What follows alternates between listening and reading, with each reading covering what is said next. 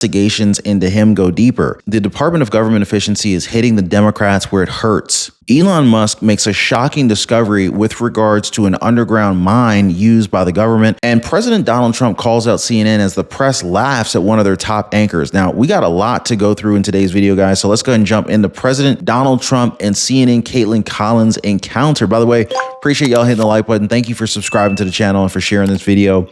Here's the president saying that the war between Russia and the Ukraine shouldn't have started, arguing that the previous administration allowed this conflict to happen.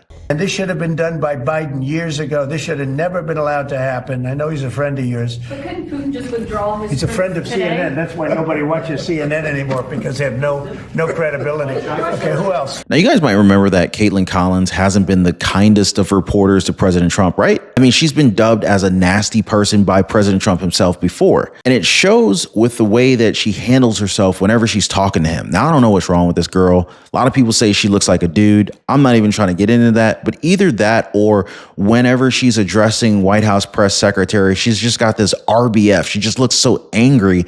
And it's like she's trying to attack them with her words. So here's Caitlin Collins asking Carolyn Levitt, who is miles better than Karine Jean-Pierre. If you guys agree, let me know, about the Associated Press reporter being barred from the White House. Which White House official made the decision to bar the AP reporter from the Oval Office and the diplomatic reception room last night? Well, first of all, let me just set the record straight. It is a privilege to cover this White House. It's a privilege to be the White House press secretary. And nobody has the right to go into the Oval Office and ask the President of the United States questions. That's an invitation that is given.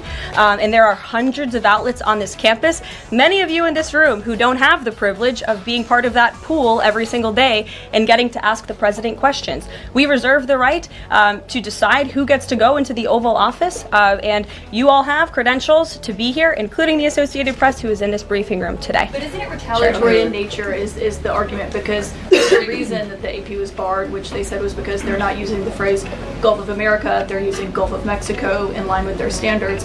And so the question here is this setting a precedent that this White House will retaliate against reporters who don't use the language that you guys believe reporters should use? And how does that align with the First Amendment commitment that you were just talking about? I was very upfront in my briefing on day one that if we feel that there are lies being pushed by outlets in this room, we are going to hold those lies accountable. And it is a fact that the body of water off the coast of Louisiana is called the Gulf of America. And I'm not sure why news outlets don't want to call it that, but that is what it is. Sean, we know what's going on here. It's very simple. It's the same thing that's been happening for the last 3.5 years. They're panicking, and the only thing they do is go to radical left judges that want to make a name for themselves to stop the executive branch for doing exactly what was mandated to do on November 5th when we swept the nation.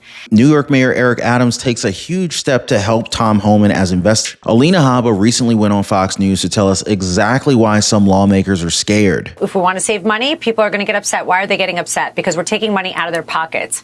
The best thing that Elon Musk is going to do is going to look at people's salaries and say, okay, if you make X amount of money and you're worth $68 million, we're going to look at why that is. And that's really the bottom line, because we could talk about everything, every executive order, but there is a panic in D.C. at this moment where I now live, and it is very simple. We are cutting them off from their funding.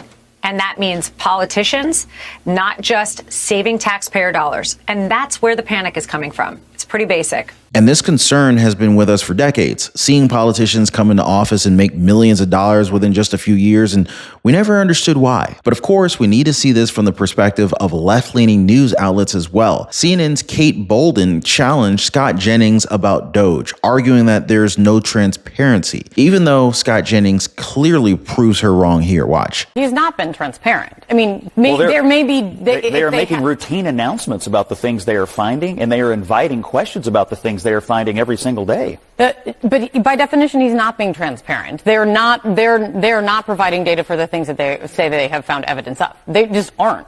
There Well, is. the White House has provided. You can make announcements, and he also did admit that he actually. So you just don't believe it. I mean, they are providing information. You just choose not to believe that it's true. This could just be simple Trump derangement syndrome, also known as TDS. Unfortunately, there's no cure for this.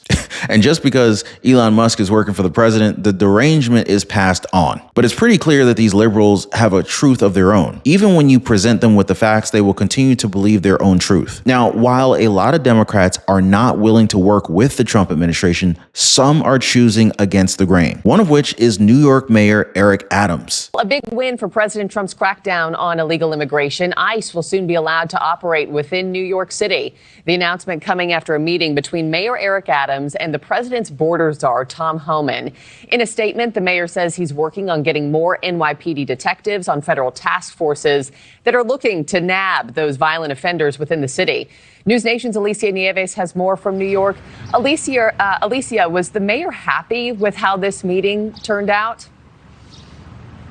Yeah, good morning, Marky. That meeting actually happened just behind me at ICE headquarters here yesterday. The mayor left it saying that he thought it was productive. He also said that he does not want a war with the Trump administration. Rather, he does want to work with it, kind of going against the historical norms, if you would, here in this city. But wanting to work with the Trump administration so much so that he says he now plans, Mayor Adams, to issue an executive order to override sanctuary city laws that prohibit U.S. Immigration and Customs Enforcement officials, or ICE officials, from operating within city facilities. He noted part of the plan discussed with the border czar is to reopen ICE offices on Rikers Island jail complex to detain illegal migrants there, specifically those who are released from Rikers for violent crimes. He also then discussed, as you noted, ways to embed the actual police department, NYPD detectives, into federal task force focusing on violent gangs and criminal activity here in the city.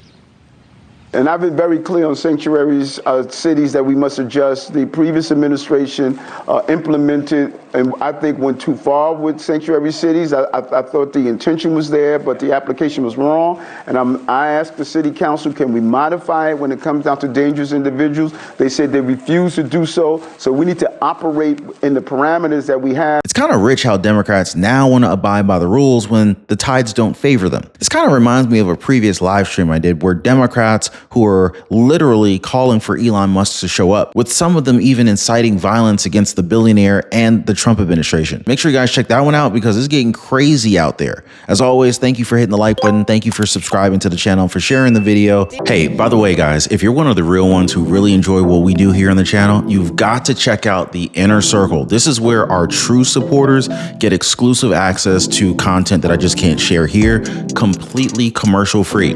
It's also the best way to keep this channel going strong. So if you want to be a part of something special, join us over there. Links in the description or in the pinned comment down below. Think about this for a second, guys. Former Vice President Kamala Harris and Governor Tim Walz both chose which news outlets that they're going to appear on. They knowingly chose more left-leaning outlets and they clearly avoided the likes of Fox News. The White House press corps has both sides of the aisle present. And as you guys saw, Caitlin Collins, who represents CNN, is right at the front. And while it's easy to say that the Associated Press is being withheld of their freedom, it's also fair that the truth be universal, meaning that the White House will stick to the facts and will expect the press to do the same. Not doing so will result in them being reprimanded or, in this case, barred from the Oval Office. Now, while this might seem like a crazy concept to Caitlin Collins of CNN, it's one that's not uncommon, which brings me to DOGE and a crazy discovery that they made in Pennsylvania. Watch. There's a limestone mine where we store all the retirement paperwork. And you look at a picture of this mine. We'll post some pictures afterwards. And this mine looks like something out of the 50s because it was started in 1955. So it looks like it's like a time warp. And then the speed, the limiting factor is the speed at which the mine shaft elevator can move determines how many people can retire from the federal government. And the elevator breaks down and then, sometimes, and then nobody can retire. Doesn't that sound crazy? There's like 1,000 people that work on this. Wow. Now, a group of anonymous employees told the Butler Eagle from the Office of Personnel Management that they don't have an elevator, but nonetheless, look at these pictures. This is stunning. All of the paperwork stored right here. It looks like a time warp. And you can see inside this facility, these massive columns of limestone that's holding it all up. Millions of paper files are stored right here. And according to DOGE, every month the facility takes about 10,000 applications for retirements and then sorts through them entirely by hand. Now, it's unbelievable that the government of the world's foremost superpower processes retirement applications 230 feet underground. There's one person who is not surprised by it, and he's sitting in the middle of our couch, and his name is Jason Chaffetz. I got to tell you, there are a lot of storage facilities like this, and corporate America uses them all the time. But the idea that you have to do this by hand, that it's not automated, is ridiculous. Right. Elon Musk is 110% right. But if you want a secure facility that is temperature controlled, impervious to people getting in, a lot of caves are used throughout the country for corporate America. But this is not the first. Elon Musk, welcome to the show, because we've been talking about this for a while. It's not just inefficient to work like this. It's going to be affected by DOGE.